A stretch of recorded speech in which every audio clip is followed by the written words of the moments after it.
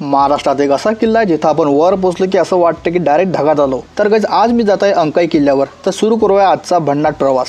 Scooty घेतली आणि निघालो किल्ल्याकडे। पावसाळा असल्यामुळे वातावरण एकदम थंडगार झालं होतं। हा किल्ला मनमाडपासून साधारण 20 मिनिटं दूर आहे आणि तुम्ही जर नाशिकवरून येत असाल तर तुम्हाला इथे यासाठी जवळपास 2.5 तास लागेल। मग थोड्याच वेळात आम्ही किल्ल्याच्या पायथ्याशी येऊन पोहोचतो। मग लावली आमची स्कूटी पार्किंगला। पार्किंगचे चार्जेस इथे 20 रुपये आहे। चला मग आता सुरू करूया या किल्ल्याची चढाई। थोडं वर गेल्यावर आम्हाला इकडे खूप सारा प्राचीन जैन लेण्या दिसतात। या लेण्यामध्ये केलेलं कोरीव काम आम्ही पाहत राहतो आणि अंदर गेल्यावर एक देवीची मूर्ती पाहायला भेटते। एवढ्या वर्षानंतरही आजही लेण्यामधले केलेलं कोरीव काम पाहण्यासारखं आहे। पण गाइस थोडंसं पुढे आल्यावर मला एक गोष्ट दिसते। एवढा सुंदर इतिहास आहे, एवढा सुंदर परिसर आहे, पण तरी काही लोक इकडे येऊन कचरा करून जातात।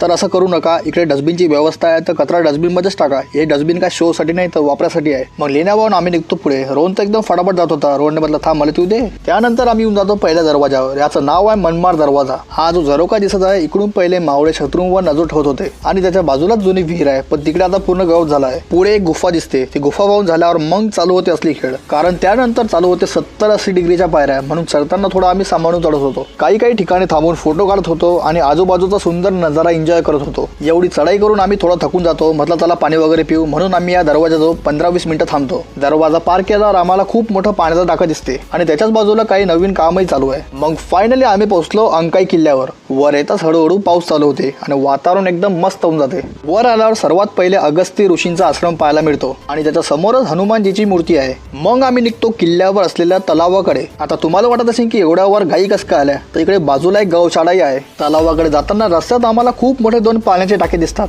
मग थोड्याच वेळात आम्ही येऊन जातो किल्ल्यावर असलेल्या तलावाजवळ। इकडे एवढी जोरात हवा चालू होती की डायरेक्ट मी हवेजाना ढकलला जात होतो। त्या हवेमुळे तलावातलं पाणी पूर्ण आजूबाजूला उडत होतं आणि वरून दिसणारा नजारा काय सांगू काय, एक नंबर। म्हणजे चारी बाजूने पाहिलं तर ढगच ढग असं वाटत होतं की खरंच ढगाच्या वर आलो। आणि इकडून आम्हाला थम्सअप माउंटेन पण दिसतो, ज्याच्यावर आम्ही मागच्या व्हिडिओत गेलो होतो। तो जर व्हिडिओ पाहिला नसेल तर नक्की बघा। व्हिडिओ आवडला असेल तर चॅनलला नक्की सबस्क्राईब करा। चला मग भेटू आता नेक्स्ट व्लॉग मध्ये। तोपर्यंत बाय।